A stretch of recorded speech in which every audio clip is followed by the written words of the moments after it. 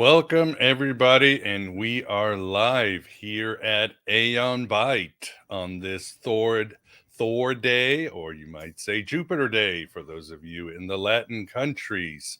Welcome, everybody, and so excited to see everybody. I already see people running into the chat room, and yes, tonight we will be talking about a favorite of Aeon Byte, a favorite of so many of you, and that is, of course, comic books and magic, that intersection, that wonderful mythical intersection and psycho spiritual place close to the imaginal, or sometimes right at the heart of the imaginal. My name is Miguel Connor, and I am your Pompatus of Gnosis. And tonight we are very excited to have as a guest Briggs. Briggs, thank you very much for coming on the show. Thank you so much for having me. Pleasure is all ours. And we also have as well the man himself, we have Grandpong, also known as the non-guru of Gonzo. Graham, how are you? Doing very good, Miguel. I'm looking forward to getting a peek behind the veil of the Briggs's creative process. Indeed, yeah, your voice was good before the interview. Now it sounds like kind of there's a my sound. apology. Yeah. Am I better now? Much better. Now you're back to your normal self, if there's such a thing. Archons are trying to creep in. Yeah, we beat them back. We beat them back. Yes, little victory. And with us too, we've got the Moondog Vance. Vance, how are you doing? I'm fine, sitting here pondering my graphic novel, Naval. I mean, no. I'm sure it's full of lint. I'm sure. One way or another. So awesome. Well, I see, as I mentioned, people in the chat room. As always, if you have any questions, please put a lot of question marks at the end. Write them in all caps. We will try to get to you. We will definitely get to you if you give us a super chat, because it just sticks out. And I don't think I really have any more house cleaning tonight. As always, please support this show, even with reviews on Apple Podcasts or sharing, liking, all that stuff really helps get the word out, because we need magic more than ever. So, as always, why don't we start with you, Briggs? Tell us a little bit about your origin story and how you became interested in these esoteric studies.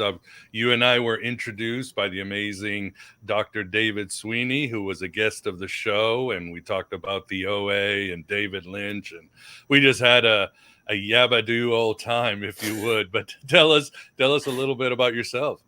Sure. Well, I am a femme of a certain age, so one of my first introductions to all things magic and esoteric was The Craft, seminal 90s film about witchcraft. Yeah. So that hit me at the perfect time in my development. And then since then, it's been a journey, a relationship that I've built. And then as far as art is concerned, it was always something that was percolating. And honestly, it took me kind of a longer time than quote unquote normal to embrace being an artist, try to be a professional artist. Early in my teens, I was like a theater nerd first, but I decided to not go to drama school because they would tell me how to cut my hair and tell me to lose weight and not get tattoos or whatever. So I'll go to art school instead, where I can look as weird as I want to, obviously. And then, it took me a while to find purpose, path, meaning, voice as to what exactly, okay, I have these skills, I've been trained. What do I want to do with them? And then I moved to Scotland to pursue a master's degree. And it was, comics. Had been reading comics, enjoying comics for, again, forever. But it wasn't until I started this master's degree journey where it was like, no, I can make them too. I can make art that is more accessible to my audience. I don't have to make a single piece of art that costs a lot of money and exists in one place where either a single person may enjoy it or select people who are able to travel to a gallery can enjoy it. I can make a bunch of art that people can read and enjoy in the bathtub or on the bus. They can spill a coffee on it and it won't be completely ruined. And if they hate it, they can literally rip it up. Or if they love it, they can cut it out and put it on their wall. That has a lot of meaning to me, especially attempting to go into the fine art world. Yeah, accessibility and empowering a viewer to interact with art on their terms is what I became really interested in going on to comics.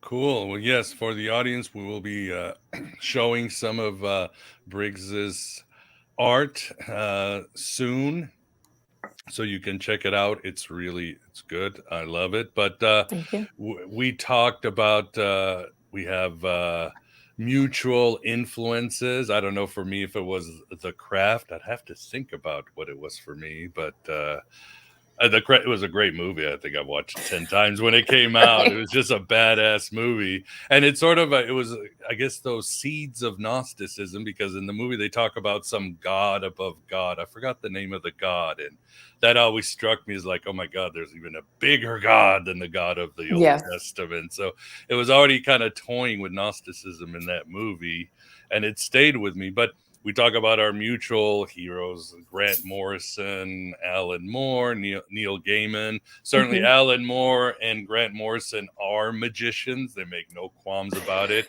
Neil Gaiman, I think we talked about our frustration because he likes to step back and pretend he's secular. And these stories, I just make them up, while the other two are more like, these are sigils. These are coming from a deeper place of the imaginal and so forth. So I guess I wanted to just go right and ask you, what did you think of the Sandman adaptation that came out recently? Yeah, I can't remember who said this on Twitter, but it stuck with me as the best possible, I don't know, boiling down of the Sandman series. It was like Neil Gaiman's Sandman for sure, but it was nothing like any of the artists' Sandman who made it. And then in watching the Sandman series, it was like, oh, it was the artists that I was most responding to back in the day when I was reading it as a teen. Their work is what was really igniting something in me and awakening something in me. So it was like, I don't know, that was an important moment, I think, even though I was like disappointed in the series. But yeah, frustrations with Neil Gaiman, frustrations that can only come from loving something so much during a formative years, and then like looking back on it and being like disappointed in it.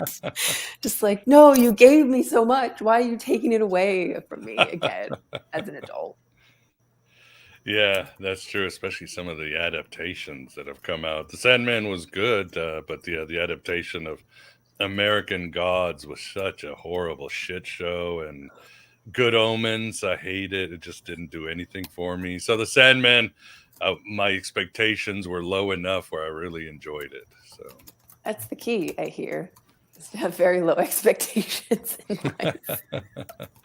So how would you describe to people, or what in your research about how comic books can work as a sort of magical system, or what are your ideas on this? Yeah, I think there's a couple. One of them is from what Alan Moore did in Promethea, which is he used comics as a instructional medium to talk about magic. So he's taking in Promethea, the main character, for those of you who haven't read it, she goes through initiation. She becomes this magical superhero, but she goes through step by step the Tree of Life, the Tree of Knowledge. She goes through the major arcana of the tarot, where like each page of this comic is a tarot card that's being explained to her. It's a beautiful instructional tool. And then I've also seen him do my other favorite one that he did is Snakes and Ladders, or Disease of Language, where I don't know, I had one of the most profound experiences I've ever had reading a book, reading The Birth Call. And because I felt him almost shamanically leading me on a journey back to before I was me, like before I was born. through his comic and through the artwork, through Eddie Campbell's artwork. Just amazing. So that always stuck with me. Like it's an act of magic. It's a shamanic journey. It's an instructional tool for magic. Yeah, and then Grant, like the Invisibles, obviously. It's a sigil spell, and what he wrote came true in a lot Right. of time. He got sick with the same things as what's his name, the main character. I'm drawing a blank. What, King Mob? Yeah, King Mob. Yeah. Yeah. So, Sorry, go ahead. yeah, it was what, and this is a question I have brought another when I have guests talking about Alan Moore, and of course I want to ask you this, but do you have a problem? Alan Moore has this obsession with old men having sex in his comics with really young girls. And I feel it's a trap. In fact, it's a trap when people bring it up, like in Providence and the League of Extraordinary Gentlemen. He'll go, what It's about in Promethea too. Oh yes, Promethea too. He'll go, well, God, you guys don't talk about violence, but you bring up sex, and yeah, and in Providence, he's really sneaky because he switches the little girl has the soul of an old man, so he and I go, what is his obsession? Do you think it's really a trap to get us to think about violence, as he says, or what's No. your take? I know it bothers me every time I have to read that. Yeah. Well, Alan is a Scorpio, so sometimes they do that. But shout out to all Scorpios out there. Some of you are nice. But yeah, he's a Scorpio. And also not just the weird age difference. There's just straight up sexual assault a lot in his work. And I know he's previously said, like, if I pretended it wasn't there, it would be like denying a Holocaust or something extreme along those lines. Like, it's part of people's experience.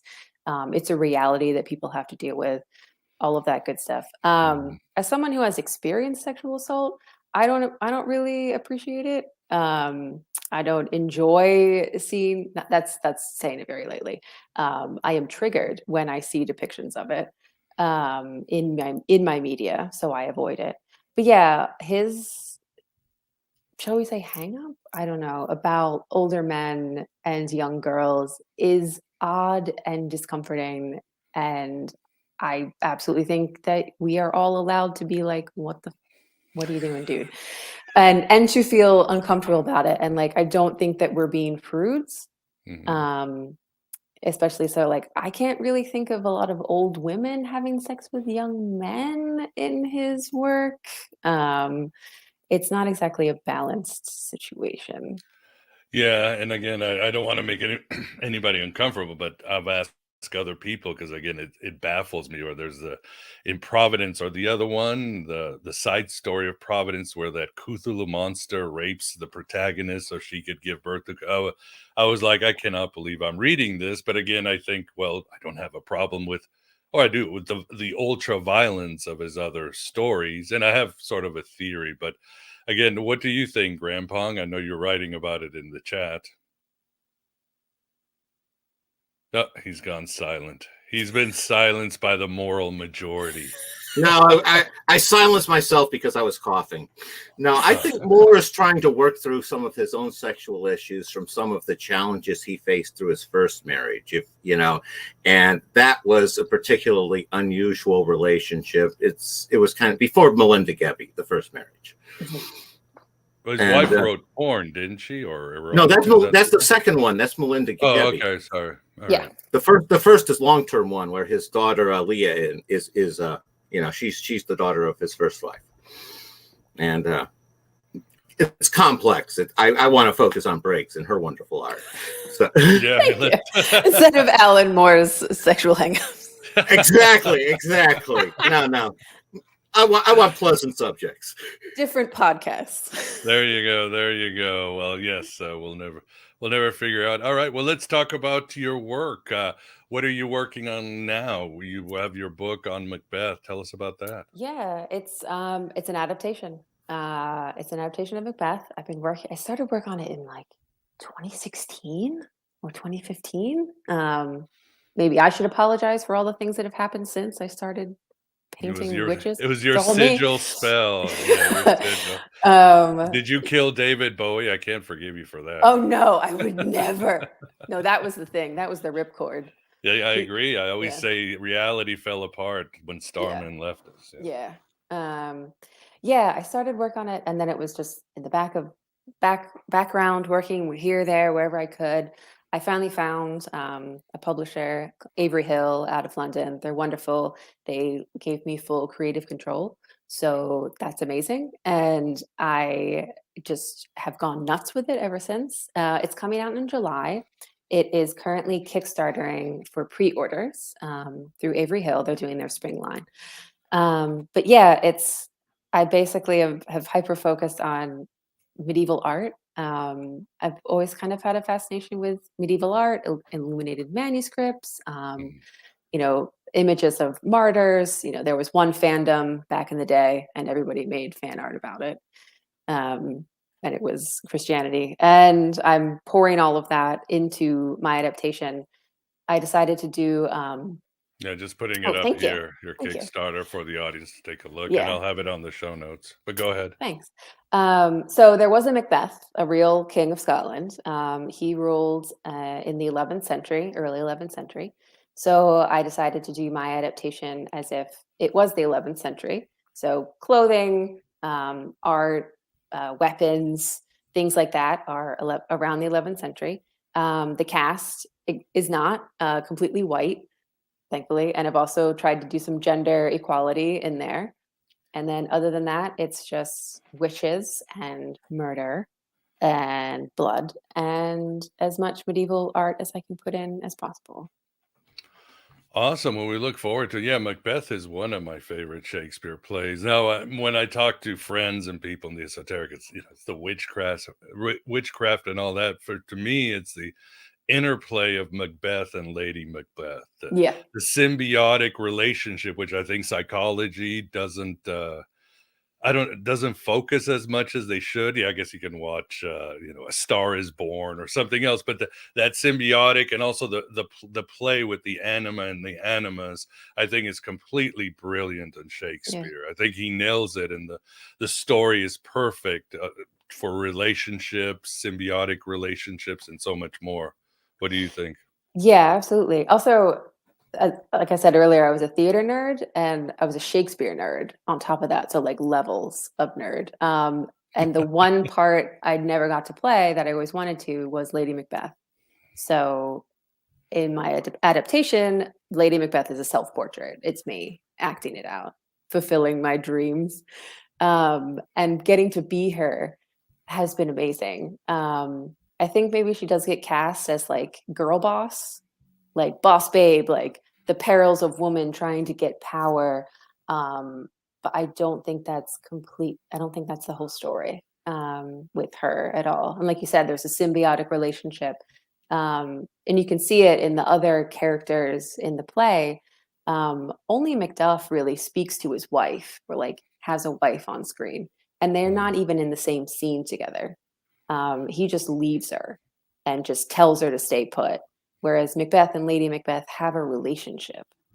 And I can't imagine how revolutionary that was for a 16th century audience to see like those two counseling each other, helping each other to nefarious ends, but they're working together for their goals. So Yeah. I mean, I know, medieval times it was lost, but obviously in ancient times, the idea of the logos and the wisdom working together was important for any philosopher or king. And then obviously Jung brought it up with the anima and the animas, and me doing analysis. Yes, I have to know where my anima is and where my anima and understand them. And if one goes to one extreme or to the other, that's how you get mental imbalances. And again, symbiotic relationships.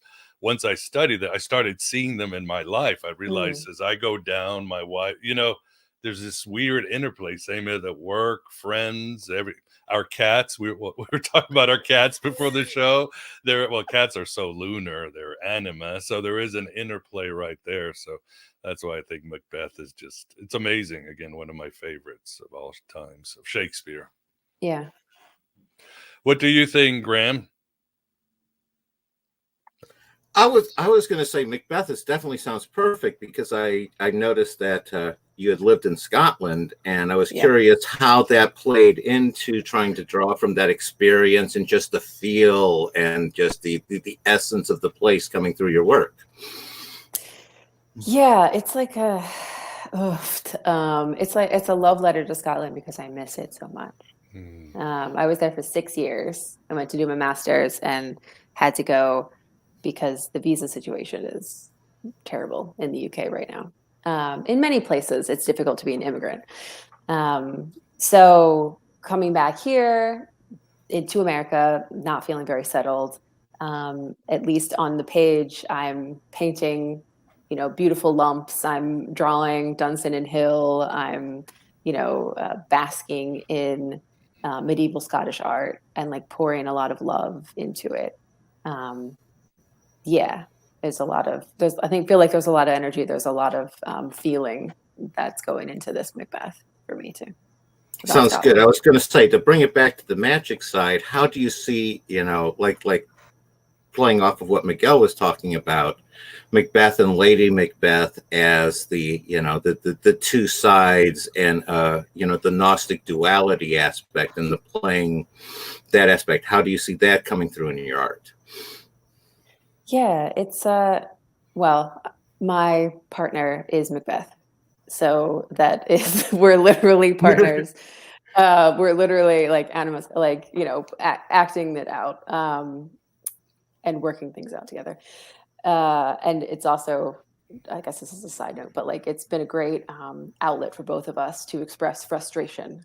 Have a tough day at work, facing the world, come home, act out wanting to murder your best friend. It's nice. And end up with something you can sell to the public afterwards. Hooray. Everyone benefits. But yeah, I can feel her stifledness and her powerlessness and her, wanting to, I feel like, at least the way I've played it in mine, Duncan, the king, is very interested in her and likes her. And I've almost played it as he's possessive of her. Maybe she could have married him, but she marries Macbeth because he will listen to her and form partnership with her and not treat her as an object. And so I've sort of played it. Sorry, I'm not answering, but I am kind of rambling about, like, I started to ask myself, why does she want to kill Duncan? Like, is it just for power and prestige, or is there something more? Because she's the one who is telling Macbeth, like, oh, we need to kill him. Like, this is our chance and you're going to be king. She's the one who comes up with this idea. He executes it, but then she cleans it up and she keeps a secret, and the secret destroys her. And her destruction is an internal one. It's her internal landscape is ripped apart and she loses sense of self and sense of reality. His destruction is very outward. He's killing people left and right. He's killing armies. He's killing friends. He's destroying the country. So maybe that's how the animus and the anima like works itself out. Hers, lunar, is destroyed, internal. His external is decimated, his country, until he's stopped and beheaded and all that good stuff. But yeah. Yeah, that tends to put an end to a lot of insights you have. Yeah.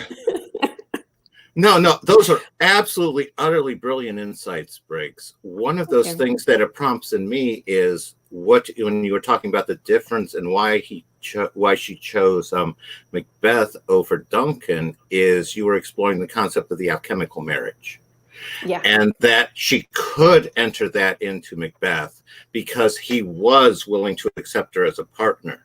Whereas Duncan was interested in her, but only as, a token, an object. Yeah. At least that's what I was extracting from what that prompted that insight in me. And that's what you were exploring, is some of the aspects of the alchemical marriage and that aspect. Yeah. Yeah, exactly. Wonderful. And Vince, any questions from you or the audience out there? Not so far. Not I so think far. I saw somebody flashing Rosalind Chapel. I think it was Stephanie Ramirez. Have you been to Rosalind Chapel, Briggs? No, I haven't. Where is that again? I thought it was in Scotland. It's been a while Yeah. since I've done my medieval, whatever you Yeah, want to no, I call it. haven't been to Rosalind Chapel. I haven't been to Rosalind Chapel, unfortunately. But I have been to Dunsinane, and I hiked all the way up a bit, and that was amazing, and powerful as well. And for when you are creating art, I guess I'm sure you come from the school again? We're talking about Moore and Morrison, who believe there is a world of the imaginal that you can draw from. Do you believe that? And what are some of the rituals or magic things that you do to get yourself connected to the world of the archetypes of inspiration? Yeah. I mean, I have my daily magical practice, my daily meditation practice. I open every workday with meditation and connection and just, okay, what am I experiencing? What am I feeling? Who am I today? And just grounding in that first. And then I think my practice, and this is a skill that has to be practiced. Art is a skill, physically being able to draw things. But there's also a practice and a skill of listening to, I'll say, the intuition, the artistic intuition. And this is one of the reasons why I prefer physical material. I work everything analog rather than digitally because I can touch things. And also these objects, these physical objects, bits of paper and paint, have sometimes a mind of their own. And you have to build a relationship with them. It could be a skill-based one, how do I watercolor effectively? But also there's an aspect of trusting and listening to, like, I don't know why I want to grab this pen. Oh, it's splattered all over the place. Okay, this is what we're doing today, and I'm going to grow and adapt to it. And also feel. I do a lot of collage, a lot of like bits and pieces and scrap paper, and newspapers and like feathers and leaves and all this kind of stuff. And I think part of like this intuitive creation, intuitive art making practice is listening to, this doesn't feel right. This feather doesn't feel right here. I don't know what this is missing. Like almost as if you were listening to music and the chord wasn't quite right. Somebody hit a sour note. You That's also a part of my practice, is like listening for the sour note in my own visual media, if that makes sense. Hmm. Okay. It does. It does.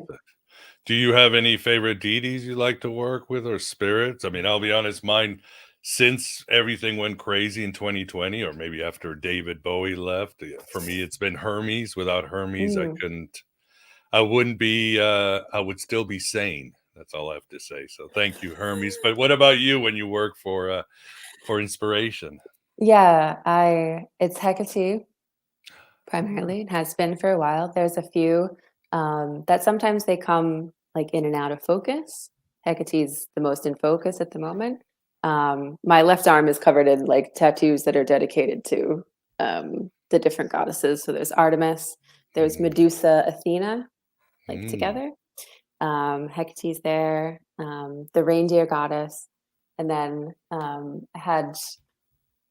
now she's coming back into focus, Ereshkigal, Yes. um, and sort of Kali Ereshkigal feelings. So she was there for a while. She like went back, and now she's coming forward again. And also Freya, because cats and warrior goddesses. That quote from Vanilla Sky, let's come back as cats. So, Yeah. Yes, exactly. yeah, for me, for female, it would have to be Anat, has been destruction goddess, or Sekhmet No, recently. So, do you know Sorita Deste? She's done some amazing work with Hecate.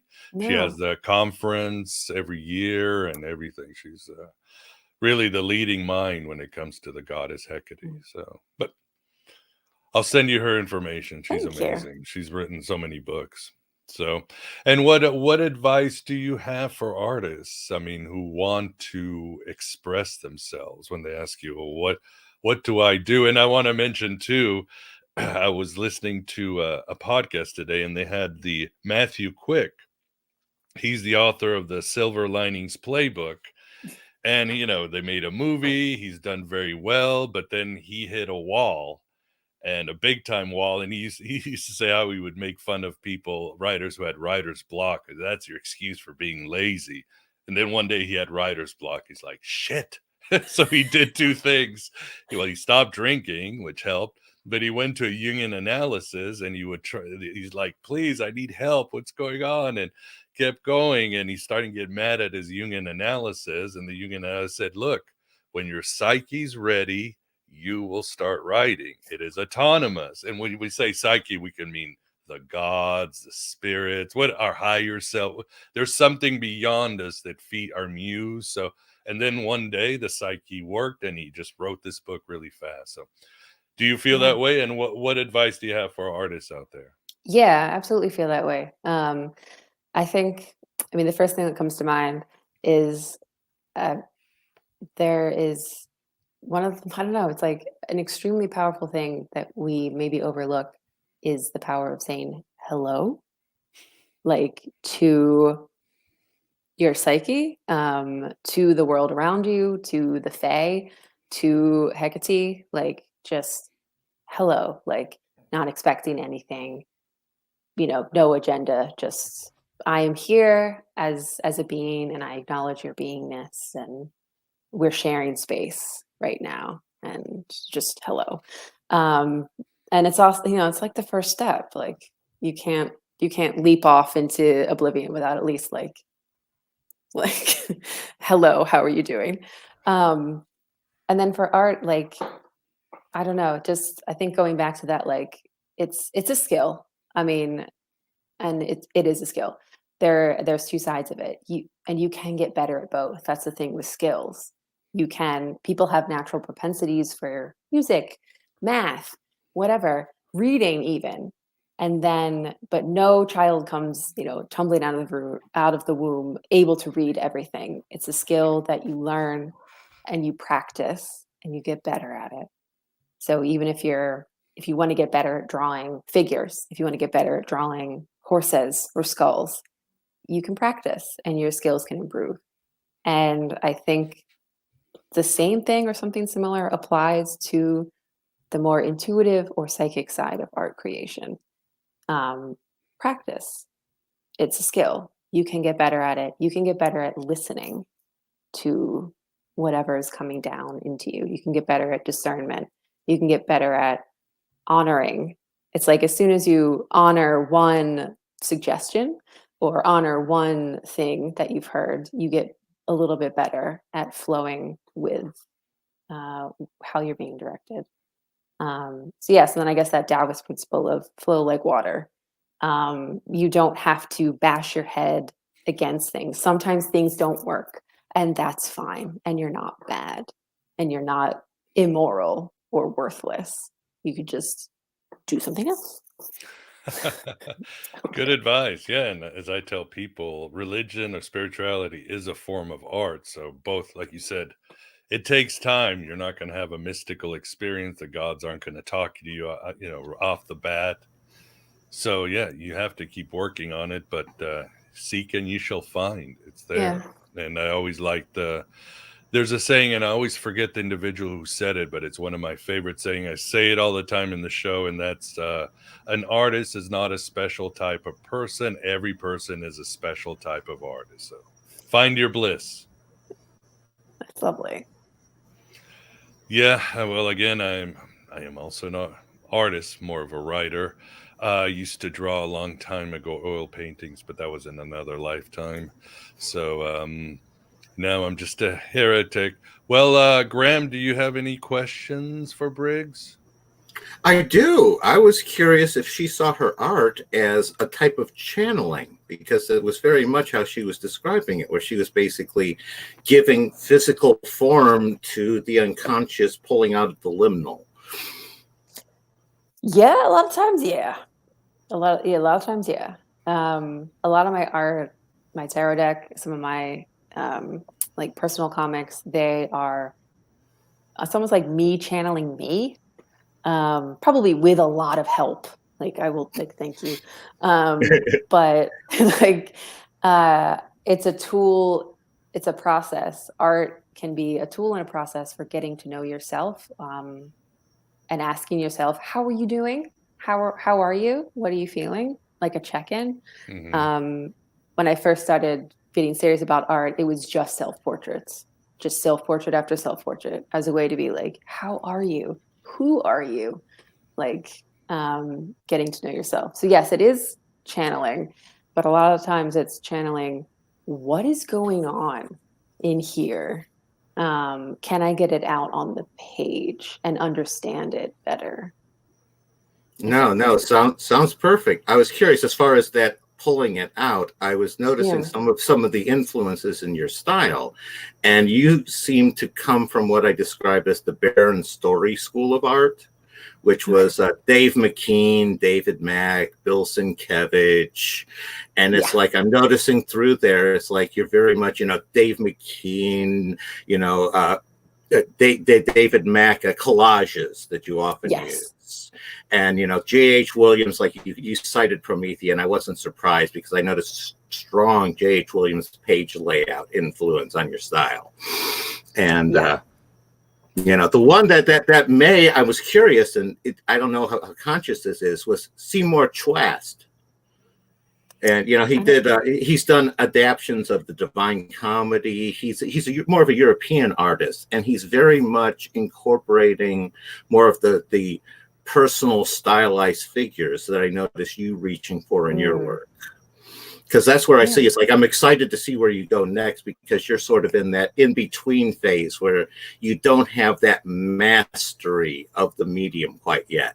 You have you have a lot of stuff that you're exploring and trying to see how far you can push it. But you haven't pushed all of the boundaries and then brought it all back, integrated it Jungian style into that single sort of style that you become. That's your unique voice as an artist. And I'll be interested to see when that mastery occurs with you.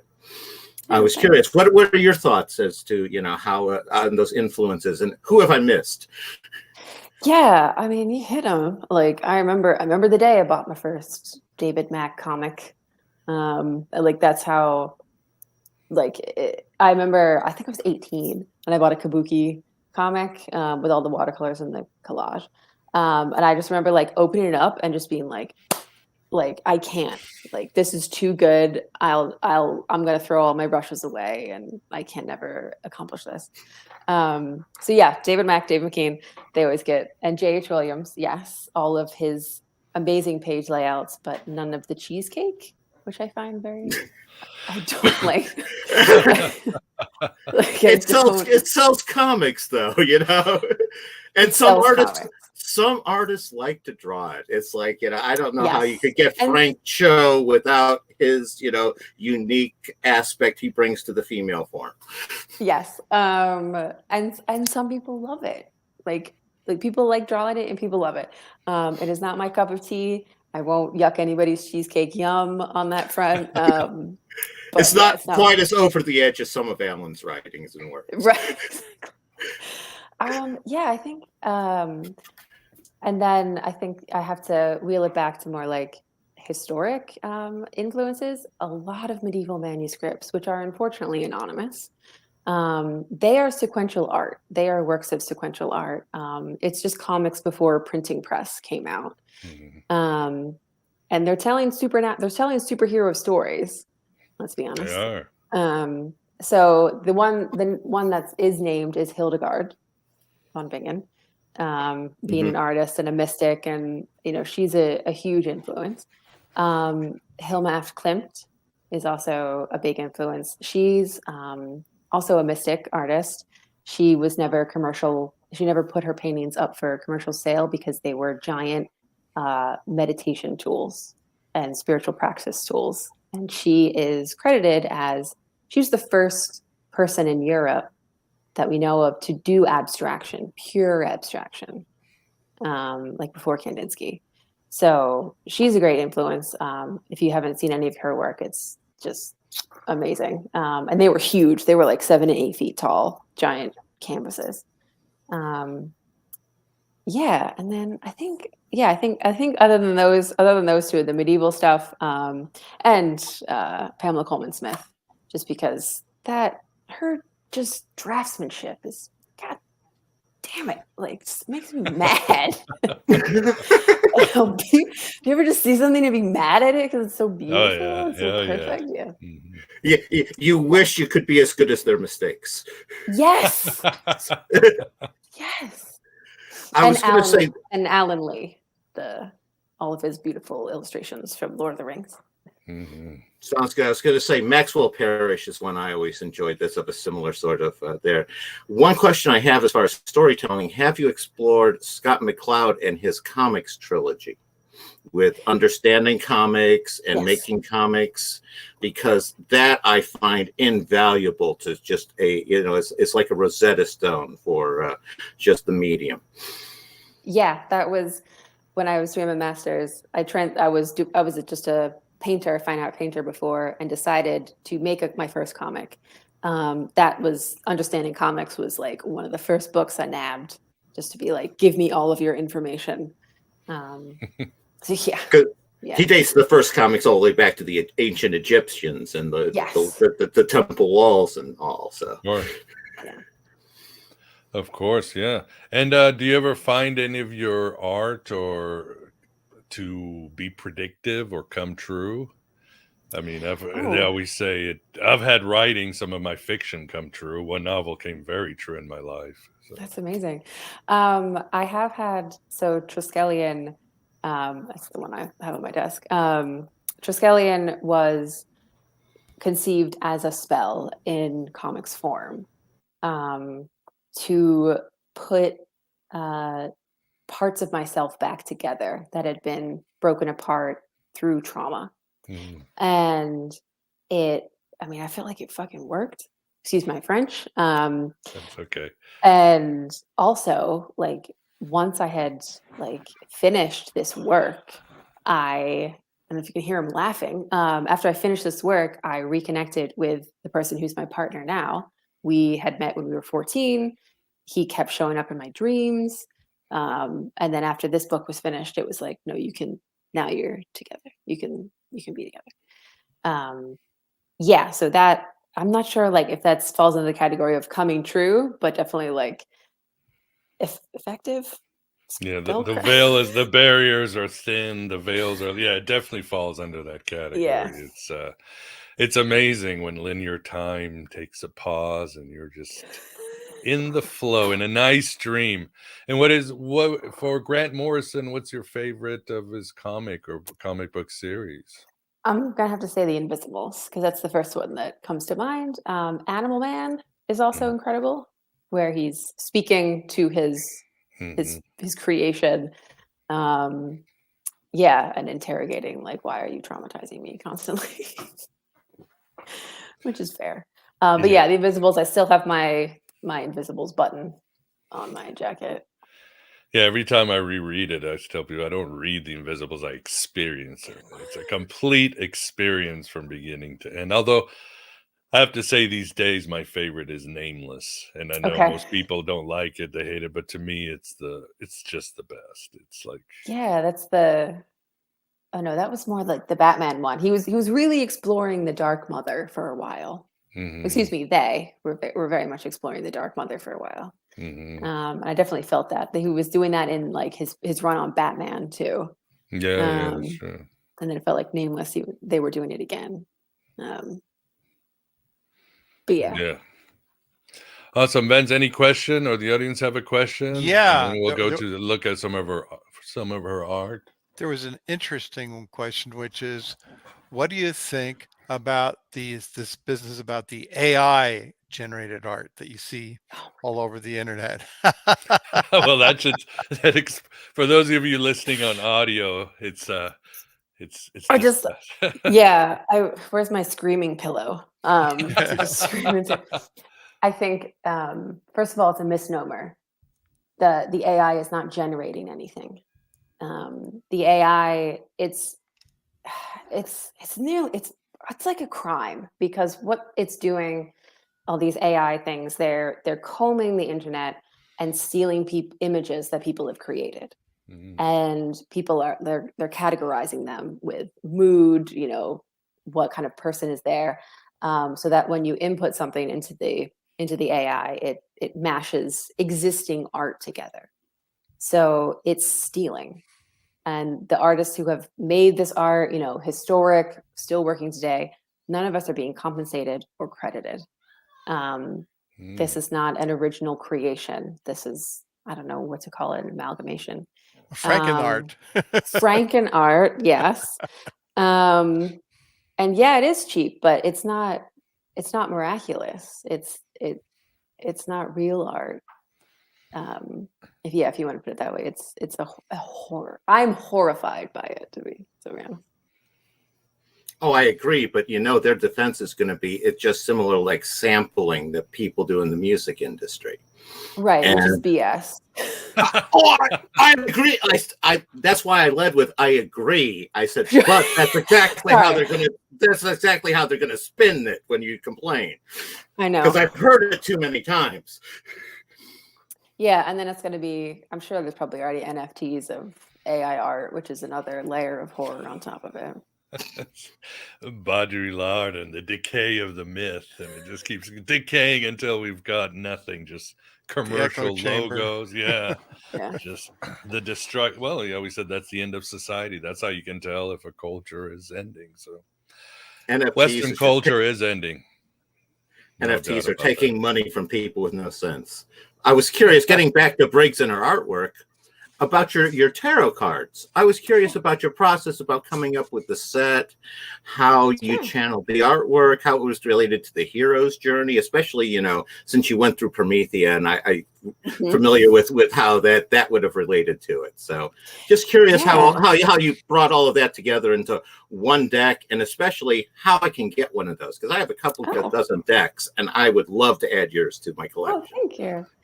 Yeah, again, this was creating the tarot deck was a process of checking in with myself, because I was going through it. I was like, I think I need a divorce, and if I get a divorce, I lose my visa and I have to move back to America with nothing.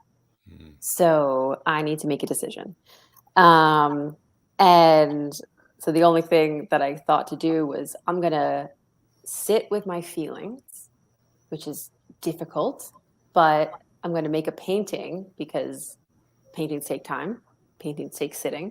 And I'm going to paint the Wheel of Fortune. And I'm going to pour all of my feelings of this moment into this Wheel of Fortune. And it was very helpful. So I moved on to the next. And after I finished the Wheel of Fortune, I was like, okay, I've kind of processed this. I'll put it to the side. But then the next feeling comes up, and it's the star. So I'm going to paint the star. And basically, I use the creation of the tarot deck to help me process this massive life change that I was going through or about to embark on. And again, I'm sitting here. These take time. They take time to research. They take time to physically draw. I have to sit in this emotion and be okay with it and contemplate it. And then the next emotion will come up. So that's why it's called the New Chapter Tarot. And I also, along the way, I put my friends and my family into the deck, and myself, because sometimes when I was trying to understand, or one of the reasons was because some of the cards that I was trying to understand and embody, I couldn't feel for myself. I couldn't feel the Six of Wands for myself in that moment. But I had a friend who, when I looked at her, I had all these feelings about her that were very Six of Wandsy. That was, I love this person and I'm so proud of her and all that good stuff. So I'm going to paint her instead. Or they represented certain moments for me. They helped me in my journey. So I painted them as the Princess of Discs helps me in my journey, in my magical journey. So yeah, they're my friends. And then you can get, it's out from a lovely publisher called Liminal 11.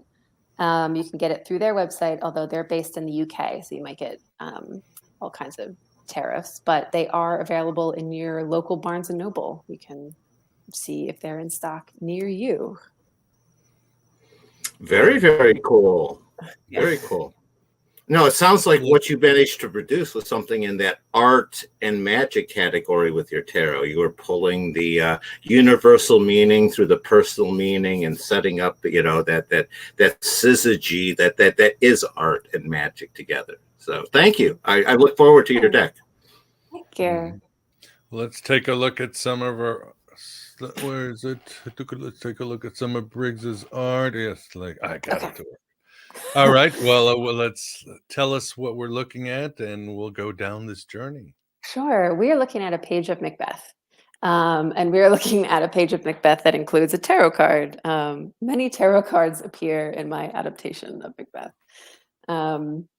Because I feel like I'm not done with the tarot yet. So this is the moment when Macbeth is off stage, off scene, probably killing Duncan, and Lady Macbeth is hearing owls screeching, and she's drugged the two sleeping grooms of Duncan so they don't wake up and defend him. And then we have the tower because it's all crashing down. Yeah, love the owl eyes. Very powerful. Thank you. All right, and what do we have here? This is more Macbeth. This is after the deed is done and people are recounting there have been evil portents seen about the land. This is before it's known that the king was murdered. The king's horses start eating each other. They cannibalize each other. All right, we go to slide 3, and yes, we've some got witches. The three witches. The three witches. They are meeting, and they are about to invoke Hecate herself to have a conference with her. So she is just starting to form in the flame behind him. And there's a stylistic choice in the book. All of the scenes with the witches are black, white, and blood red, whereas the scenes. And when Macbeth comes to join them and talk to them, he's in black, white, and blood red.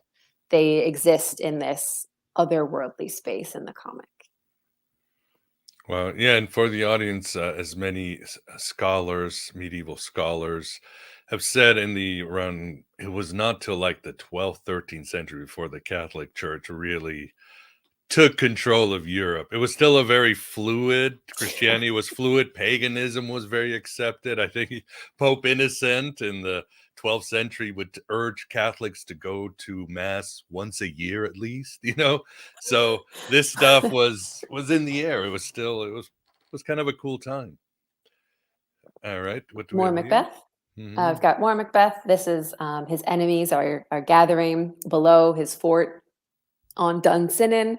They're making their plan, and there's an analogy that Shakespeare is using about how Macbeth himself has dressed himself in robes that don't befit him, that don't fit him. He's trying desperately to tie them together. And this is the actual Dunsinane Hill that I used as reference. There's a beautiful ruins of an old hill fort on the top of it. So I tried to, add what the walls might have looked like on top. Wow, really nice. Love it. And then there's me as Lady Macbeth. Yeah. There's me as Lady Macbeth receiving. This is the first time we see her. And she is reading the letter that Macbeth has sent her to tell her of his victories and his promotions, and hinting that the witches have promised him more.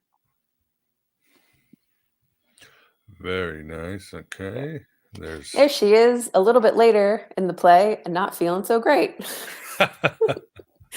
This is her, the scene where she's trying to wash her hands clean of blood. She's saying, out damn spot. And she's constantly carrying around a candle. And she says, the doctor is remarking on it. And Lady Macbeth only answers that hell is murky.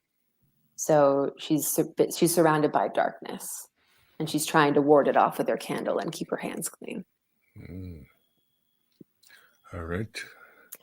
This is my personal work, my autobiographical work. I got into a space where I was fixated on rabbits. So they also kept popping up in the physical world. I would see rabbits all the time. I was meditating on rabbits. So I took it as an invitation to enter the underworld as a rabbit enters its burrow. And as a rabbit is, I don't know, on the watch, fearful. It's a prey animal. I also was feeling like hunted. I have associations with different animals to represent different emotions. And it's almost like a personal pantheon, which I would encourage all artists to maybe explore. Maybe a rabbit means something in the canon of symbols, but a rabbit can mean something completely different to you personally, and that's okay. Yeah, so And it's sorry, go ahead. do we know why in medieval times they had this thing about killer rabbits? No. I mean, Monty Python makes fun of it, and the whole but I mean, they weren't just making it up. There's all this art of killer rabbits killing Really? people. That's real? Yeah. I thought they made it up. No. Oh, well, nobody really knows why they had this kick. Well, you might as well ask why they'd have the dancing plague and all this stuff that's still weird times. Maybe people have always just liked memes. Very good. Memes of all. Yes, I think you're right. The Egyptians, the medieval people. Yeah, nothing has changed. Nothing has changed. We're all still human. Yep. All right, so there's slide 8. Yep, that's more of the rabbit comic.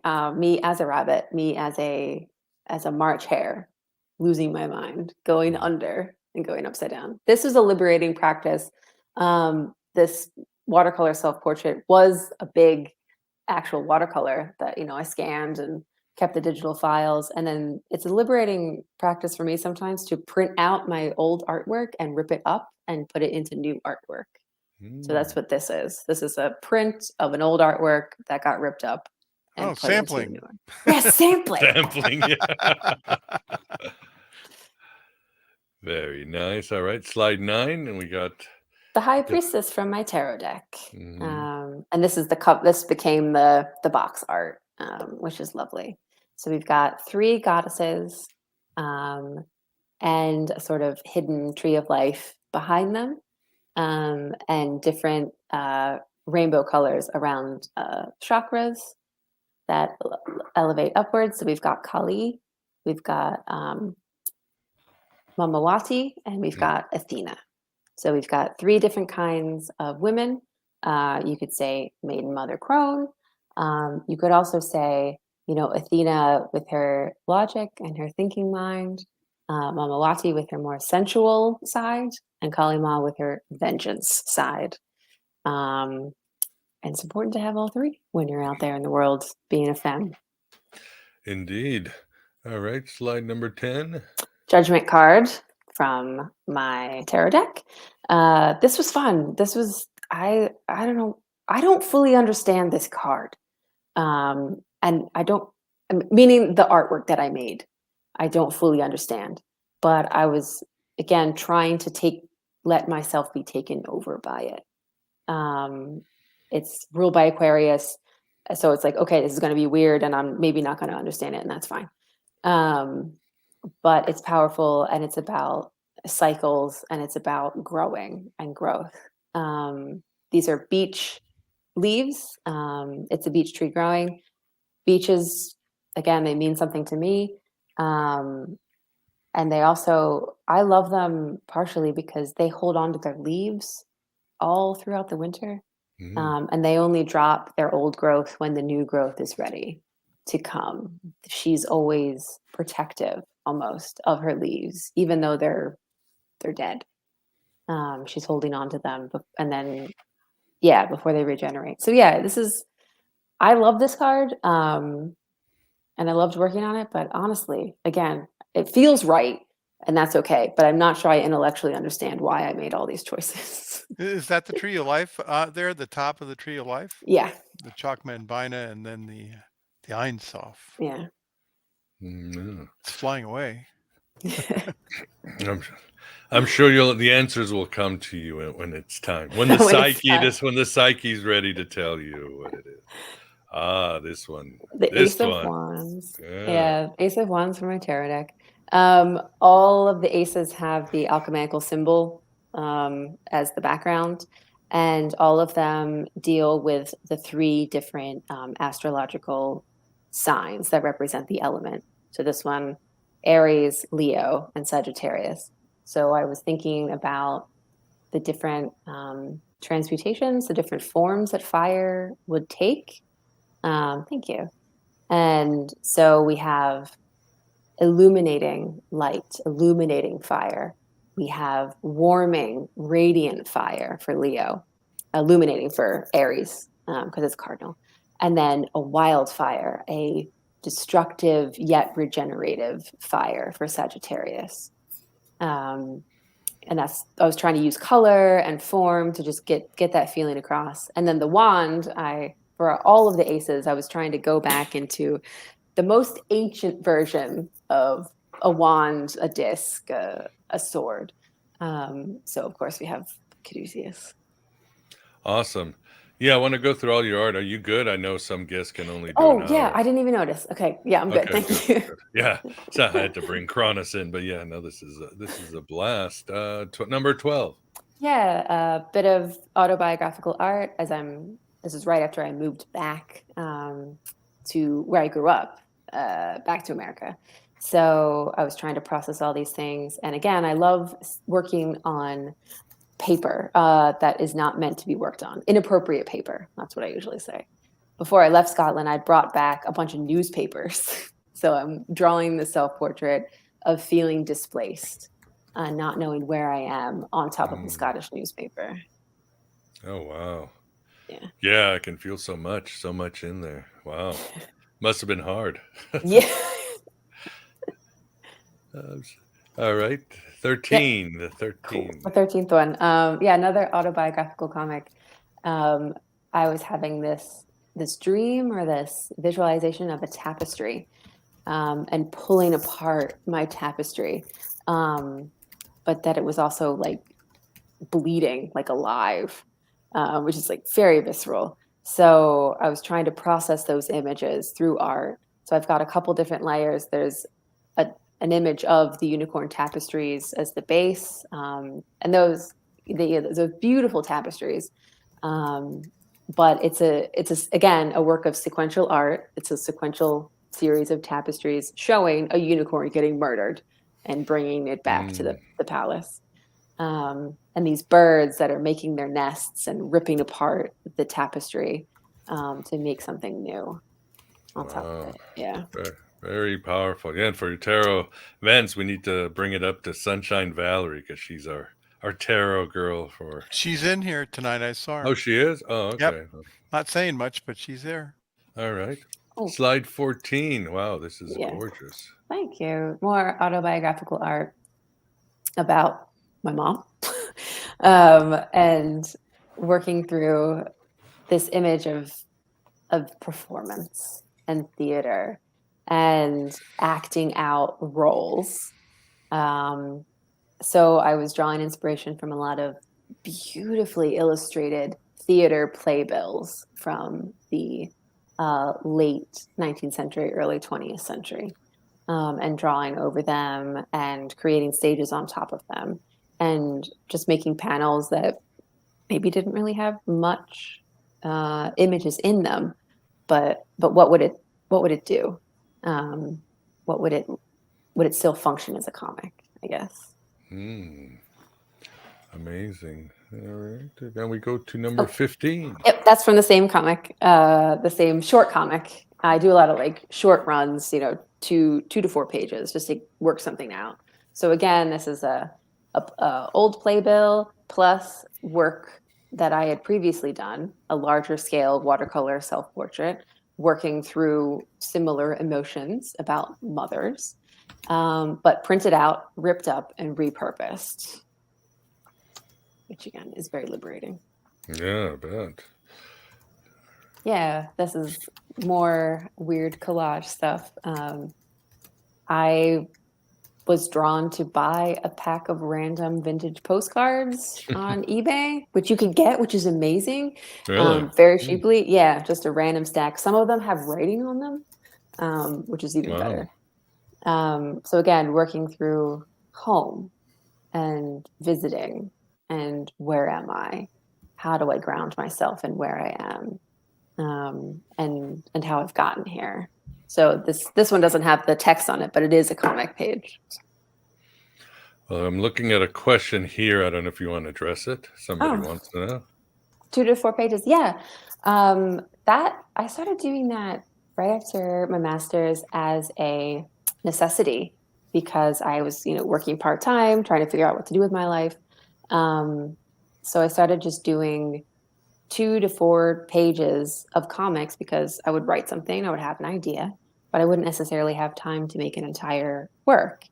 And then there used to be a lot more anthologies where they only take short comics, but they publish you with a bunch of other people. And that's a great way to get out there. It was a great way to meet people in the comics industry and in the scene. So I always encourage when I teach comics to don't start with the 300-page magnum opus. Like, do 2 pages, a complete thought, a beginning, middle, and an end. Do 4 pages. That's a beginning, a middle, and an end. And you practice. It levels you up quicker than devoting yourself to a giant work right off the bat. Good advice. Yeah, there's more postcards comics. Taking different postcards, sewing them together, stitching them together. I think I made a rudimentary stencil of that owl. Again, an owl means something to me, to my family, that might not be canon. And also drawing myself here, there, and everywhere. Oh, awesome. Let's see, number 18. The devil. This is from Triskelion, which is my 200-page magnum opus that I built up to. This is literally the devil. The victim character is snatched through the gates of hell as part of her journey, as part of her hero's journey. And so, yeah, this is definitely inspired by the tarot cards, but this was years before I ever attempted a tarot. So she's like an Inanna Persephone character, has to go to the underworld. Yeah. And what the devil?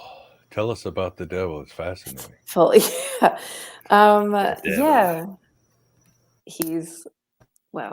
He's beautiful and alluring, right? Because he used to be an angel. There's worlds within him, literally. There's a nebula. That's what I was using as reference material inside of him, snatching him away to promise her all kinds of things. On his gates, I put, fish and snakes and crows, things that are associated with regeneration and the underworld. I snatched that rose. That white rose is from the banner of that Death is holding in the Pamela Clement Smith tarot. And then Athena is a character in the comic, so she's there trying to stop it all. I see her. Yeah. And so in this version of the devil, in my comic, he is alluring and he's full of promises and to make things go easier for you if you surrender your will to his.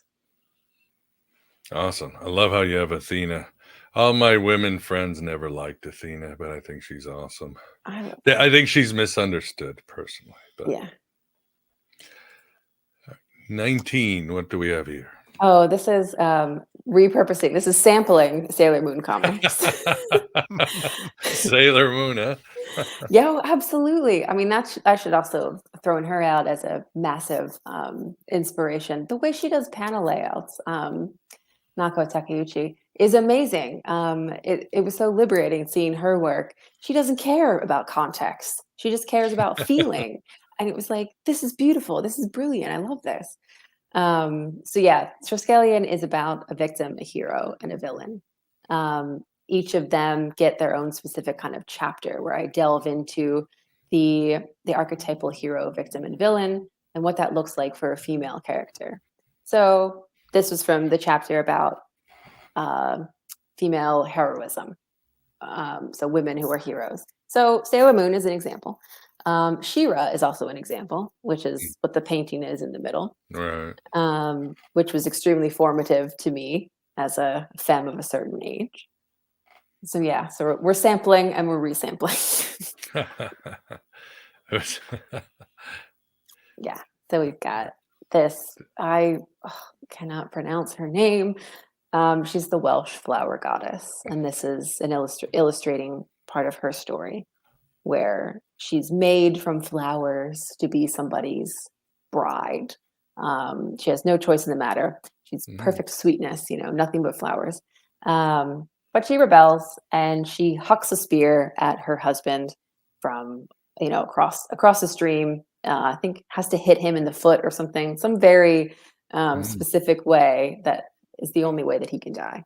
But she gets him, and as punishment, she's turned into an owl. Wonderful. All right. 21. What do we have here? Also Triskelion, the moment of truth. Everybody is reunited. The hero, the victim, and the villain. They're represented by a sword, a wand, and a disc. And they are reunited, finally. All right. I think that's it. 21. Cool. Oh, what a coincidence. 21. Wow, that's been amazing. Love your work. Graham, do you have a question or a remark?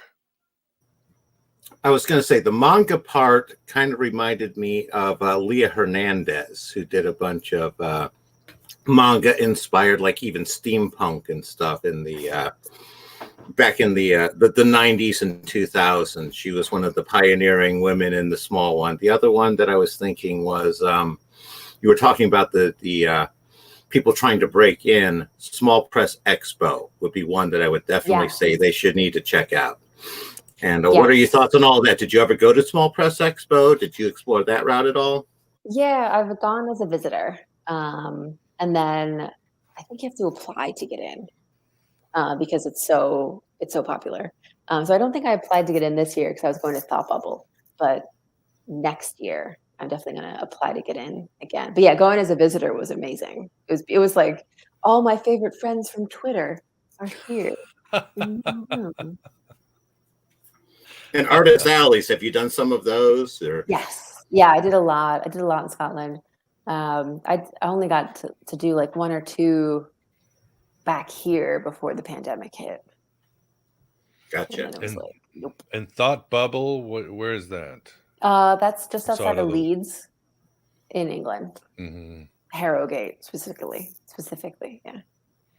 And that's a big convention over there. Yeah, that's a huge comic arts fest. So it won't have any of your Marvels or your DCs. It'll just be like indie people, mostly selling their own works, or small press publishers selling their own works. So it's just a beautiful bastion for weird comics. Like it already. Yeah. Awesome. And Vance, any questions from you or the audience? Well, there was, and I just looked this artist up a little bit, and it is interesting. Have you heard of Hilma Klint?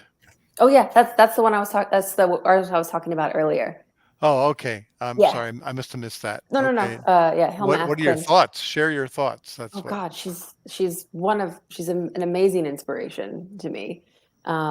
She's one of my biggest inspirations. She's just her ethos of like, I am making this art for spiritual practice and for other people's spiritual practice to help guide people to a higher plane of existence is amazing. And the paintings are beautiful. On top of that, they are beautiful. Like when you look at them, you feel, at least, excuse me, when I look at them, I feel calm. But also intrigued and inspired. So I absolutely love her works. They're purely abstract. She might have the odd dove in there, but other than that, it's just shapes and colors. I've got one. In the life of an artist, I'm not an artist. I'm a musician, but not an artist. There are two poles, right? There's the beauty pole and there's the ugliness pole. the light and the dark, right? Well, what do you have to say about that? Are artists, gravitating toward one of the pole or the other? Is that a valid, way of thinking about art? Yeah, I'm not sure. I mean, I feel like the more important pole to gather around is the authenticity pole. So creating works, at least for me, creating works that feel authentic to the moment, whatever I'm experiencing, whether that is light or dark. Creating works that are authentic to myself, my moment, my patrons. Yeah, authenticity more than dark or light, because we exist, we exist in light or we exist in dark. We are both things. But yeah, authenticity first. So you're really trying to transmit yourself at the moment as opposed to a concept or something that you're trying to transmit that's independent of what you're going through? I think so, yeah. I think my um, my feelings, what I'm going through, what I'm experiencing in the moment, uh, that's what fuels, that's what sparks, that's like the drive to create and to explore it. I think the hope is always that, like, I might be going through something extremely specific. Not many people have lost a marriage visa and had to move from Scotland, like back to Pennsylvania. However, if I'm communicating something of my experience as authentically as possible, then it will still impact another person, it still maybe uplift, as I'm experiencing an emotion, a feeling, and also trying to work through it and process it and rise above it. I guess that's the most important thing. Yeah. I noticed one of the questions in the chat, which ties back to the whole Magick aspect, was Jodorowsky and Mobius's In Call. And they were wondering which of us had read it and what we thought of it. And I'll just open it for you people. I don't think I got all the way through the first In Call, but I did read it relatively recently. First of all, the art is absolutely mind-blowing. And I know it's like going through a tarot cycle. I think that's the thing. Very much, yeah. Very much, yeah. I think I got exhausted, I think. Yeah. I think I'll just leave it at that. Now, you hit one of the things I was saying, the tarot cycle, A Finnegan's Wake, Eternal Return, all of that's involved there. It's a wonderful work. And for me, I extract something new each time I read it. Which is what makes it art. Yeah. Very true. As we change, the art changes. Are you familiar with Ramona Fradden? Mm-mm. Well, she's actually one of the OGs. She did work on Aquaman, Wonder Woman, Brenda Starr, and she's in the comic book Hall of Fame, and she wrote this book, The Gnostic Faustus. I interviewed her. Oh, nice. So, and she's very much reminded of you because she's very much into the occult, astrology, tarot, and all that. But she's one of the originals, and it's great to see again a woman who's very prestigious and very honored in the industry as a awesome. I had no idea about that on Ramona. Thank you for that, Miguel. That was a good share. I'll send you our interview, and it's a great book because she gives you a good summary of Gnostic and details the legend of Faustus throughout medieval times, which is a blast. And of course, as many know, Faustus is based on Simon Magus, the father of Gnosticism, the magician, the evil magician that the church hated. But so more interesting stuff. So no, this has been really a fun conversation. Any last questions from you, Graham? No, I did. Only just encouragement and hoping that I get to see the mastery that I know is within Briggs. Thank you. What about you, Vance? Yeah, in your tarot, where you and pardon me if you covered this, and I was busy looking at the chat and missed it. Do you have strong feelings about the astrology attributions to the cards when you're doing the art? So yeah, I think I think astrology was my first magical love, like the first thing that like got me curious. So, and it stayed with me. So yes, the astrology, a lot of the cards, maybe not every card, but a lot of the cards have their astrological symbols on them as reference. Yeah, Queen of Swords with her Libra, Ace of Oh Discs. yeah. Yeah, all the and then or they might be hidden. Like the King of Swords has Aquarius, the constellation above his head, Ah. rather than outright. But yeah, it is really important to me. I love astrology as a tool for understanding, as a system. Yeah, I find it a really helpful system. So yeah, I definitely wanted to put it in there. Yeah, they were talking about the Toth deck in the chat. Oh, So nice. you're probably familiar with that. Yes, it's right over there. I have two of them. I love them. Awesome. Well, this has been great for the audience. You see her website flashing at the bottom. For those in audio, I will have it link on the show notes, as well as the Kickstarters if you want to support the amazing work that will be created. And yeah, I think we are at the end. And I guess, Vance, thanks for you keeping us company and keeping the chat room under control. Hopefully nobody's casting any curses at us. I wonder, and I'm not even being facetious. I'm like, oh. Yeah, Awesome. I had the idea that the magicians cast their spells and do this, but when they're not doing anything, when their conscious mind is doing something else, could it be that our subconscious is busy working magic behind our backs? Our own So you might as well subconscious? ask people are wondering, can AI cast a spell if it has all the tools? I mean, that's like the sample, back to the samples, but I would say no, but who knows? We haven't had any Terminator movies where he's using tarot or magic spells yet. So we'll see. Yet is the important word. Hey, a program is a spell. There, Yeah. bingo. It is indeed a sigil too. Yeah, it's a program. It's Mhm. magic. I think spells are programs. Yeah. All right, and Graham, thanks for keeping us company. You've been on the show, and we've talked about the pyramids, Atlantis, all this stuff. But off the show, we always talk about comic books. So you and I need to have our own comic book show in the future. But enjoyed having you two on, my friend. Absolutely. It's always a pleasure with you guys. And Briggs, it was just absolutely wonderful. Your artwork's great. You're more wonderful as a person.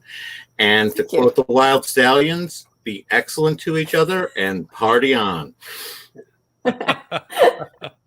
Yes, Briggs, it's been great having you on. Good luck with everything. Yes, I Okay. agree with Graham. You're going places, but most important places, you go inward. That's where all the treasures are. And good advice for everybody. Yes, and good luck with your projects and with everything. And we hope to have you in the future as you produce more art. That'd be great. Thank you so much for having me. This was delightful. It was fun. All right, audience, thank you for being here. Audio version will be out in a day or two. And as I always say, write your own gospel, live your own myth, and we will see you sooner rather than later. Good night, everyone.